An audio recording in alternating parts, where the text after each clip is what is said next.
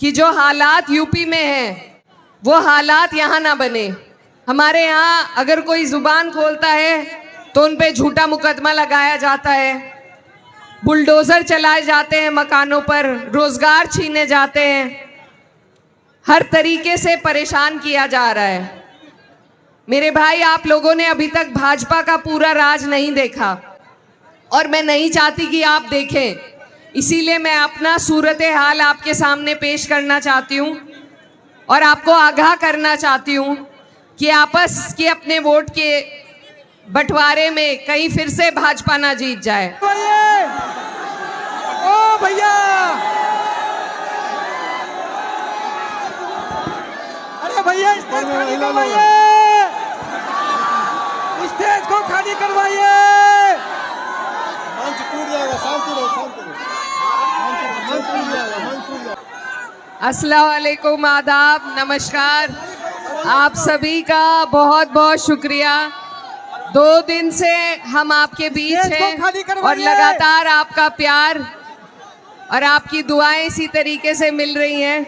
मैं दिल की गहराई से आपका शुक्रिया अदा करना चाहती हूँ कि रात को इस वक्त आप हमारी बात सुनने के लिए यहाँ आए। आप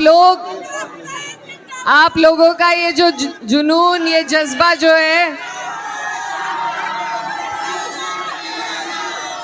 आपका ये जो जुनून है, जो जज्बा है, शांत रहो। इस जज्बे को सही जगह पे आपको इस्तेमाल करना है, इसको तब्दील करना है वोटों में आपको। और आने वाली 11 तारीख है, कमरुल हुदा साहब आपके प्रत्याशी हैं, हाथ का निशान है, महागठबंधन है और पूरा देश आपकी तरफ आस भरी निगाहों से देख रहा है कि बिहार के हमारे भाई, हमारी माएँ बहनें हमें सही राह दिखाएंगी। इस देश में जो हालात, जो नफरत फैलाने का काम भाजपा की सरकार कर रही है, उसको रोकने का काम आप लोग करेंगे।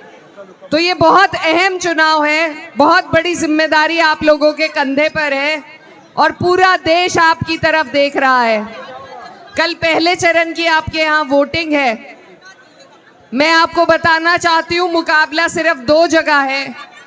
एक, भाजपा का गठबंधन जो सिर्फ इस देश में आपस में लड़ाने का, नफरत फैलाने का, माहौल खराब करने का काम कर रहा है, और एक सभी सेक्युलर पार्टीज का गठबंधन जिसमें कांग्रेस है, राजद है, सीपीआई, सीपीआईएम, हमारी समाजवादी पार्टी, सभी लोग इसमें शामिल हैं। ये गठबंधन अपने अपने सीटों की कुर्बानी देकर नेताओं ने इसीलिए बनाया है, ये गठबंधन इसीलिए बनाया गया है, सबने अपने, हर बड़े नेता ने अपनी सीटों की कुर्बानी दी है। किसे अच्छा नहीं लगता सारी सीटों पे चुनाव लड़ना, लेकिन ये आपके लिए बनाया गया है ताकि आप और हम मिलकर नफरत फैलाने वाली इन ताकतों को हरा सके। और मैं आपके बीच में यूपी से चलकर सिर्फ इसलिए आई हूँ, मेरा कोई फायदा इस चुनाव से नहीं है, लेकिन सिर्फ मैं अपना दर्द आपके सामने बयान करने आई हूँ कि जो हालात यूपी में हैं वो हालात यहाँ ना बने। हमारे यहाँ अगर कोई जुबान खोलता है तो उन पे झूठा मुकदमा लगाया जाता है, बुलडोजर चलाए जाते हैं मकानों पर, रोजगार छीने जाते हैं, हर तरीके से परेशान किया जा रहा है। मेरे भाई, आप लोगों ने अभी तक भाजपा का पूरा राज नहीं देखा और मैं नहीं चाहती कि आप देखें, इसीलिए मैं अपना सूरत हाल आपके सामने पेश करना चाहती हूँ और आपको आगाह करना चाहती हूँ कि आपस के अपने वोट के बंटवारे में कहीं फिर से भाजपा ना जीत जाए। और मैं ये भी बता दूं आपको कि इस बार ये नीतीश जी को मुख्यमंत्री नहीं बनाएंगे जैसे इन्होंने महाराष्ट्र में किया। इस बार ये खुद सत्ता पर काबिज होंगे और जो इनका प्रोपेगेंडा पूरे देश भर में चलता है वही आपके बीच भी चलाना चाहते हैं। तो इनके मंसूबों को आपको और हमें मिलकर फेल करना है। कोई भी चुनाव किसी एक वर्ग के सहारे नहीं जीता जा सकता। हमें सभी की ज़रूरत है और सभी की बात करने की ज़रूरत है। सर्वधर्म, सर्व जाति का सम्मान क्योंकि यही हमारे देश की गंगा जमुनी तहजीब है। अगर ये गंगा जमुनी तहजीब कमज़ोर होगी तो आपका और हमारा यहाँ रहना बहुत मुश्किल हो जाएगा, क्योंकि ये हमारे हिंदू भाई हैं। 208 वोट जिन्होंने वक्फ के खिलाफ दिए वो हमारे हिंदू मेंबर ऑफ पार्लियामेंट थे, सभी सिर्फ 24 मुसलमान थे। तो हमें एक दूसरे की ढाल बनना है, एक दूसरे का सहारा बनना है, क्योंकि जब हालात बिगड़ते हैं सबसे पहले पड़ोसी काम आता है। और तब ये नहीं देखा जाता कि पड़ोस में मेरे हिंदू रह रहा है या मुसलमान, एक दूसरे की सब मदद करते हैं। उसी भाईचारे को, उसी प्यार को हमें कायम करना है। हम अलग अलग होकर नहीं रह सकते, नहीं जी सकते। अलग होकर एक बार हमने देख लिया, हमारे देश का बंटवारा हुआ था, अब दोबारा वो गुंजाइश नहीं है। तो हमें प्यार और मोहब्बत के साथ अपने हिंदू, सिख, ईसाई, हर धर्म के लोगों के साथ रहना है और ऐसे लोगों को अपने ऊपर काबिज नहीं होने देना जो हम में नफरत पैदा करे, नफरत के बीज बोए। इसीलिए आप सबसे मेरी गुजारिश है कि आप लोग महागठबंधन को वोट दें। कुछ ऐसे भी लोग हैं हमारे बीच में जो हमारे अपने हैं, वो चुनाव लड़ रहे हैं। अगर वो सरकार के नज़दीक पहुंच सकते हैं तो मैं भी और आप लोगों से ये कहना चाहती हूँ कि हम सब उनका साथ देंगे। लेकिन क्या वो सरकार बनाने के नज़दीक पहुंच रहे हैं? एक सवाल आप उनसे ये कीजिए कि विपक्ष के लीडर बनने के लिए भी 10% सीटों का और 10% वोटों की ज़रूरत होती है। तो एक आधा प्रत्याशी अगर जीत भी जाएगा, हालात नहीं बदलेंगे।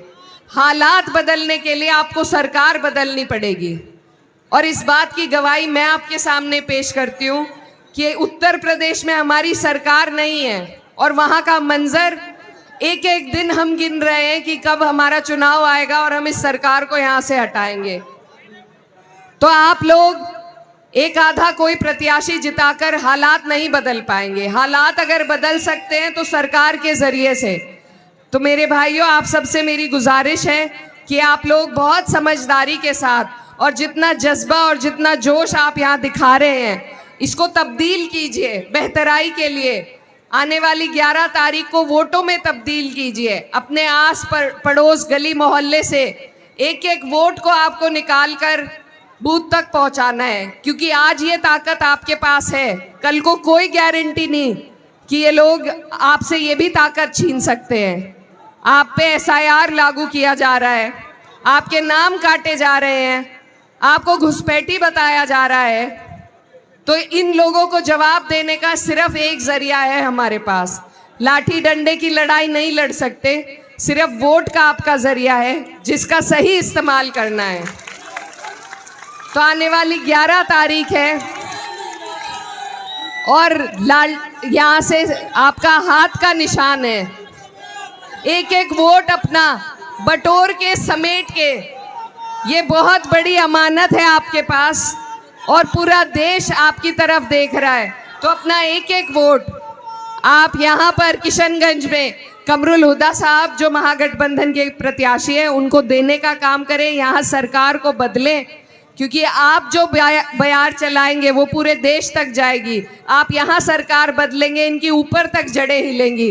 तो बताइए, हिलाएंगे इनकी जड़ें या नहीं? जिताएंगे गठबंधन को या नहीं? आपको मेरा कोई लालच इस चुनाव से नहीं है, बस मैं आपकी और हमारी और अपने देश की, अपने मुल्क की बेहतरी के लिए आपके बीच आई हूँ। और आपके बीच से जाते जाते बस 2 शब्द छोड़ना चाहती हूँ। हमारे कैराना के बहुत बड़े शायर हैं, वो कहते हैं कि ये जब्र भी देखा है तारीख की नज़रों ने, ये जब्र भी देखा है तारीख की नज़रों ने, लम्हों ने खता की थी, सदियों ने सज़ा पाई।